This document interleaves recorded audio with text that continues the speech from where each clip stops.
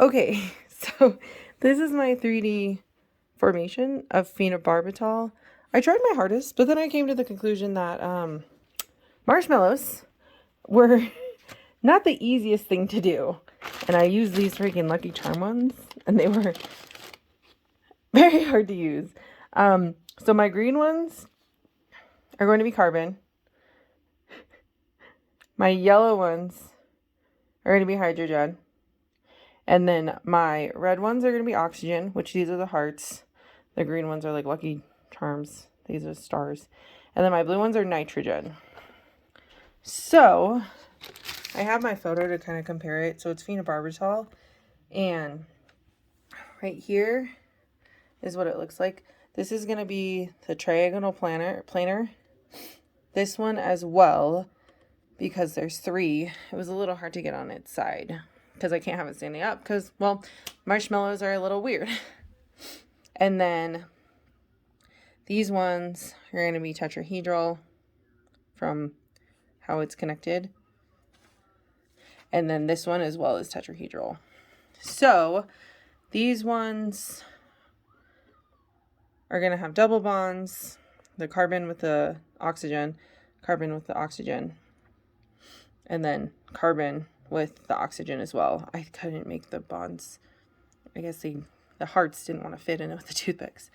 And then double bond, single bond, double bond, single bond, double bond. And the angles, if I'm correct, like this one, 109, 109, 109.5, excuse me, 109.5. And these ones are going to be 120, 120, 120, 120, 120. And then is same with these carbons right here, 120. Nitrogens, 120, 120, 120. And then, yeah, this is pretty cool. And the only reason that this really caught my eye for doing phenobarbital is because not a lot of people, well, the ones that do know this are kind of close to me. Like my dog has idiopathic epilepsy, and she was diagnosed around in September. So this model and this compound specifically really caught my eye because it actually was, or it is still the medicine that my dog is on. So, come here. So this is going to be Rosie. Come here, baby. Come here. Excuse me, there's like stains. This is my baby, Rosie. Come here. This is Rosie. She can have a marshmallow just so.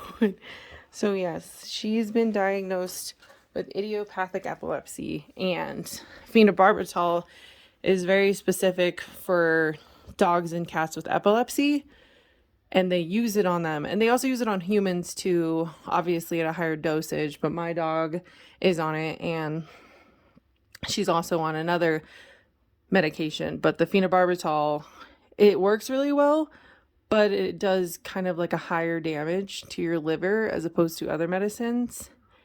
And veterinarians use this on dogs and cats. They also use it on the horses as well, kind of as a last resort if the diazepam doesn't work on them when they're having seizures as well. So yeah, this is my structure. I tried. It's pretty and it tastes good. So yeah. And there's my fun fact about my dog. I totally also forgot about hybridization. Sorry, my dog is barking. So this is going to be SP3.